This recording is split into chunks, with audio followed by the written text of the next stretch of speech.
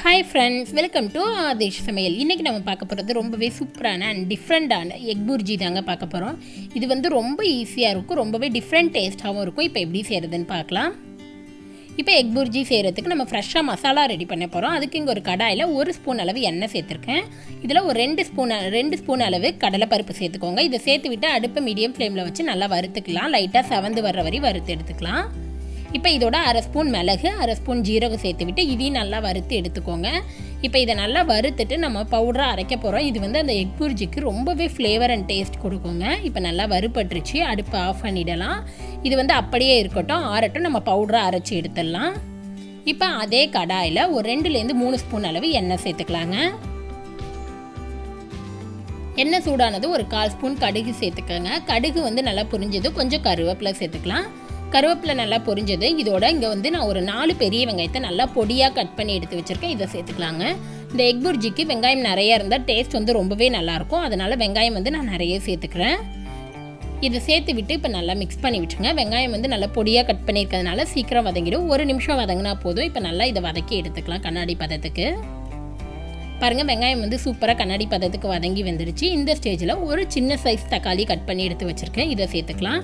உங்களுக்கு புளிப்பு டேஸ்ட் அதிகமாக வேணும்னா தக்காளி ஒன்று எக்ஸ்ட்ரா கூட நீங்கள் சேர்த்துக்கலாம். இதையும் சேர்த்து விட்டு இப்போ நல்லா வதக்கி எடுத்துக்கலாம். வெங்காயம் தக்காளி நல்லா வதக்கியாச்சு. இதோட தேவையான அளவு உப்பு சேர்த்துக்கலாம். நான் 1 ஸ்பூன் அளவு உப்பு சேர்த்துக்கிறேன்.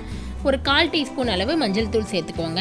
இதோட நம்ம ஃப்ரெஷ்ஷாக அரைச்சி எடுத்து வச்ச கடலைப்பருப்பு மிளகு ஜீரகம் பவுடர் வந்து ஒரு 3லேருந்து 4 டேபிள் ஸ்பூன் கிட்ட சேர்த்துக்கிறேன்.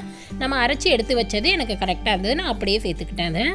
இதை சேர்த்து விட்டு இப்போ நல்லா மிக்ஸ் பண்ணி விட்டுருங்க. அந்த எண்ணெயிலேயே வந்து அந்த மசாலா வந்து நல்லா வதங்கணும். நம்ம இந்த மாதிரி ஃப்ரெஷ்ஷாக மசாலா அரைச்சி சேர்க்கறதுனால அந்த முட்டை வந்து ஃப்ளேவர் வந்து ரொம்பவே சூப்பராக இருக்குங்க. நம்ம கடையில் வாங்கி போடுற மசாலா விட இது ரொம்ப நல்லாயிருக்கும். இப்போ இதோட முட்டை வந்து நம்ம உடச்சி ஊற்றிக்கலாம். நான் ஒரு 4லேருந்து 5 முட்டை கிட்ட சேர்த்துக்கிறேன். இப்போ அந்த 5 முட்டையை சேர்த்து விட்டு நல்லா மிக்ஸ் பண்ணுங்கள். அடுப்பை வந்து நல்லா ஹை ஃப்ளேமில் வச்சுக்கோங்க. நல்லா ஸ்க்ராம்பிள்டாக வரணும். முட்டை வந்து நல்லா வெந்து வரணும். அந்த அளவுக்கு நம்ம மிக்ஸ் பண்ணி விட்டுலாம். கொஞ்சம் கொஞ்சமாக மிக்ஸ் பண்ணுங்கள். அப்போ முட்டை வெந்து வரும். நம்ம அடியில் இருக்கிறதெல்லாம் எடுத்து விட்டோம்னா நல்லா வெந்துடும்.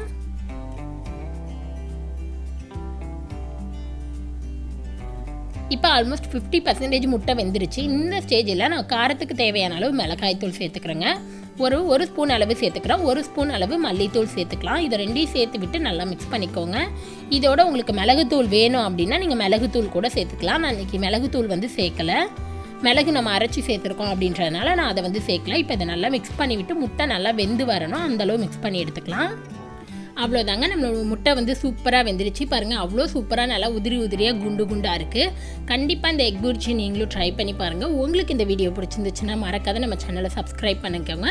கூடவே இருக்கிற பெல் பட்டனை ப்ரெஸ் பண்ணுங்கள். அப்போ தான் நான் எப்போ வீடியோ போட்டாலும் உங்களுக்கு நோட்டிஃபிகேஷன் வரும். நெக்ஸ்ட்டு ஒரு நல்ல ரெசிபியில் உங்களை பார்க்குறது வரைக்கும் பாய்.